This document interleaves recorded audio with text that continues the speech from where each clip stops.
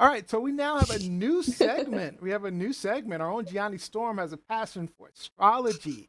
And today, she is going to talk about how the stars and the planets are aligning and what you can expect in our first ever stellar forecast with Gianni Storm.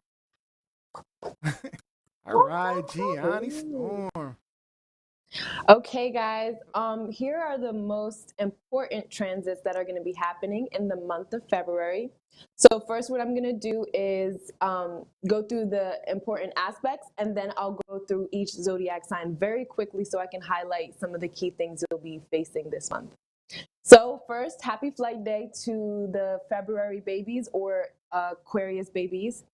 So there's a huge emphasis on Aquarius type themes. So basically, the first retrograde of 2021 is happening from the 8th to the 20th. And if anybody knows what retrograde is, doesn't know what retrograde is, it means that there is a period of time when, so retrograde means that there's a period of time when a planet is stationary and it's just stuck. But it appears to be going backwards. So it gives influence of backtracking and having to go over things, especially in Mercury. It's important to like look over the details and probably not sign important contracts and all of those like cliche things. But when we're talking about the Sun and Mercury joining together on the 8th, which is in a few days, we can find it easy to have like innovative and progressive type thoughts. Like those ideas can come to us easier, but we may lack the assertiveness to actually go after them And that's on the 8th? because on the 8th of February. Yep, 5 days from now. Because of this retrograde period. So also the retrograde tells you to, like I said, check the details of documents and projects before like assuming new responsibilities and taking on new things. That's So you're probably, saying it's if I'm not a good signing time some for that. contracts right now, I should take care? Not sign them If at you all? can avoid serious contracts, definitely avoid them Damn it, I'm from the selling 8th I'm through selling the my grandma's 20th. house. What Are about you bills? really? What about bills? Do I have to pay bills Bills, for just the 20? look them over definitely like more than twice. Okay. But for the most part, you should be good. Or if you can get somebody else to look over them, then yeah, do that. Okay. But we get out of retrograde on the 20th, and Mercury goes direct. So we'll probably be experiencing like more optimism and maturity, reconciliation, and then that's when we can begin new projects. So now we're going to go down the timeline to the 28th, Okay. which is At the end of the important month. because it is, the end of the month. It's important because it is a grand Earth trine. So the reason I fast forwarded to the 28th is because this trine, I always like trines because they give you, a trine is considered a gift. Okay. So if you have 3 planets, I don't know why I pulled these out, but you have 3 planets and they're forming like a triangle in the sky. I wish I had 3 hands, but they're forming a triangle in the sky. A triangle gives you the opportunity to have something or get something. So it's Earth trine. Earth is material things. So we're going to be having the moon in Virgo, Pluto is going to be in Capricorn, and Mars is in Taurus. So this alignment is going to promote the achievement or the manifesting of material objects or objectives. So we can make So money. we can, you can make money. It can be, well, you can make money anytime, but it kind of like makes it easier. Like with these influences, it's definitely easier to have material objects, especially with earth signs, with it being in earth signs. So because of that, we can thank, the perseverance of Pluto, realism of Capricorn, and personal confidence as well for the individual. And that's why you're able to, achieve those material objectives. This is the 28th. So the way you can prepare for that is just start, for people who are like not into astrology, just start like mental manifesting, like visualizing something material that you'd like to have by the end of the month. Okay, fast forwarding. I'm gonna skip the new moon moon and the full moon only because it gets complex. And I'm just going to go to you guys' zodiac signs and give you the key themes that you can be looking out for this month. All right, Aries. You have emphasis on the 11th house, which spotlights like aspirations and your social life, your friends, and you're really focusing on like your long-term happiness and an end goal, like not even just for this month, really for this year, but at this time it's going to be, you guys are going to gather how you're going to do that. Taurus, you guys have emphasis on the 10th house, which is about career, work, finance, status. That's me. Right now, yeah, that is you, Neo. I keep thinking you're a Virgo. Why? I don't know. Or Okay, but yeah, Neo, this is for you. Right now, you're going to be focusing on your larger life plans and responsibilities and how you perform in public arenas type, well, not like arenas, here. but public areas. Yeah, like here. Okay. Yep, exactly. So Geminis, your focus is on the 9th house, which spotlights learning, experiencing, venturing beyond, and venturing beyond like your usual routines. So kind of escaping your being in the now.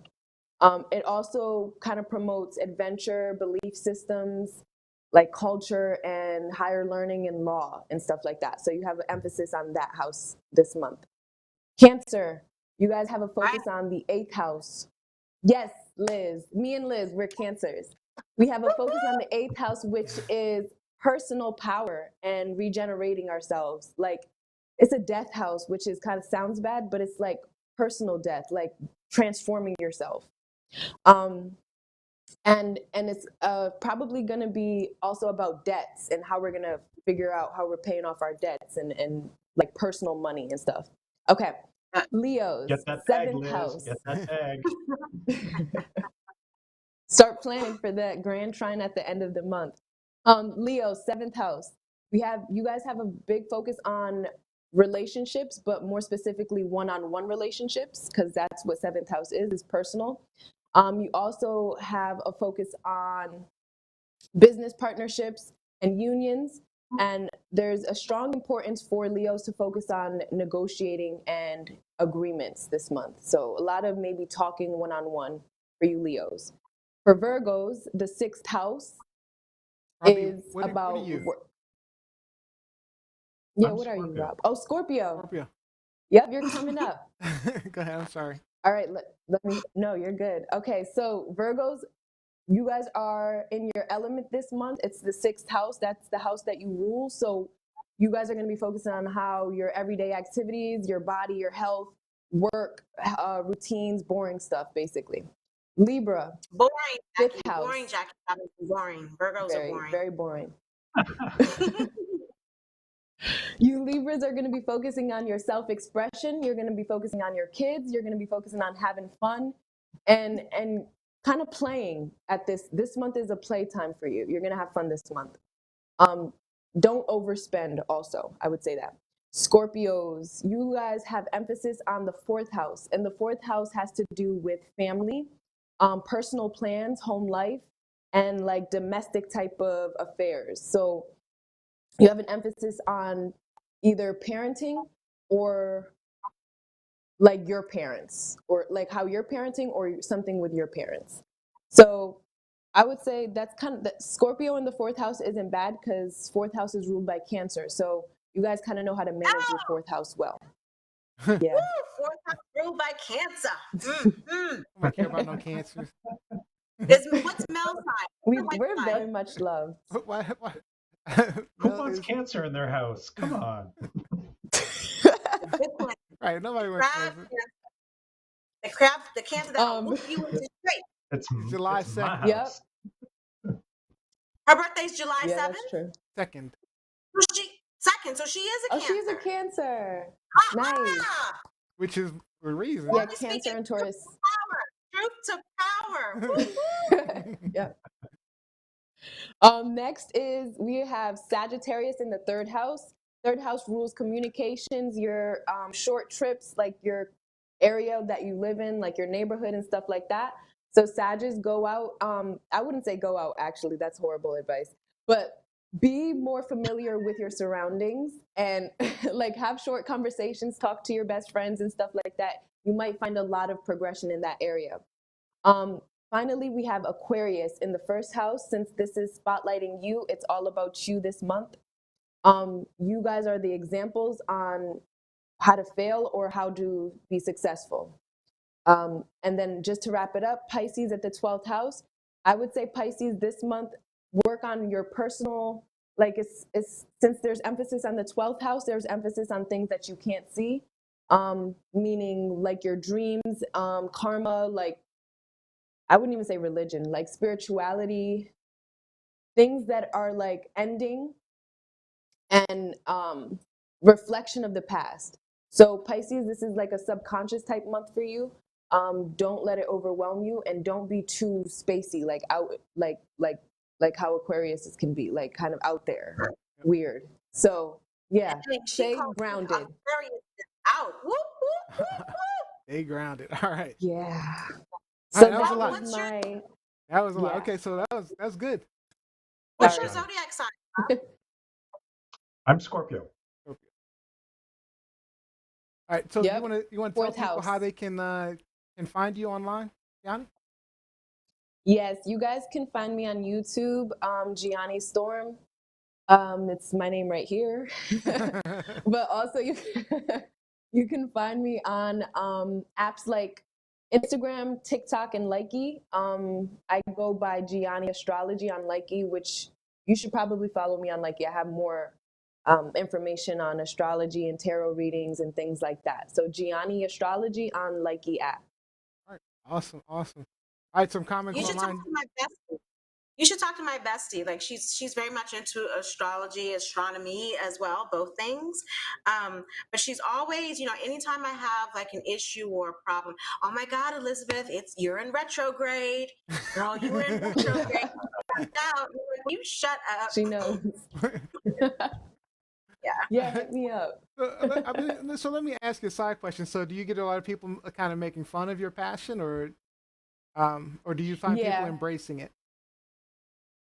I find more people embracing it than making fun of it. But the people that make fun of it, it's more of like, I don't know, I feel like I know when people are like, like I just feel it. It's like this awkward energy, but it's okay. Because I feel like I'm a Good. very Love realistic that. person. Like I'm very checked in. So I feel like I wouldn't follow something, or I wouldn't indulge in something. Those are horrible words, but I wouldn't like deal in something that I don't trust. Yeah. So yeah, I feel like I trust astrology, and that's why I'm teaching it. Awesome. So yeah, you have so Mike Kevin Thaxton says, "Great job, Miss Cleo." he also earlier said, You know who Miss Cleo is? witchcraft. Yes, Gianni, you know who Miss that's Cleo horrible. is? Do you know who Miss Yep, and I Cleo know is? her biography. Yeah, it was Rob, do you crazy. know who Miss Cleo is? Oh God, yeah. But Oh. it's only 8:30. It's only 8:30. Isn't it too early for Miss Cleo to be on? All right. That was some good stuff from like the 80s and the 90s. Woo! Yeah, Miss Cleo Yeah. was fun. She was fun. All right. So yeah, and then I saw one more. Oh yeah, Kevin Thaxton also referred to it as witchcraft. Yeah, a But he lot of was people just also kidding. have He said was that. just kidding. He was just kidding. And Sherry Blaine Free says, "Love what you do." In a Gianni way. Storm." Oh, it No, is. I'm kidding. But it is like Gianni's a witch. it's You're like saying you're a witch, Gianni? divination. Put the root No. on him. I've been wanting to put the No. root on Jackson for a while, so feel free. Put the root on him. I will All not be right. doing that. No bloodshed on my hands. I'm good. All right, guys, let's get into our high topic. Truth, lies, shenanigans.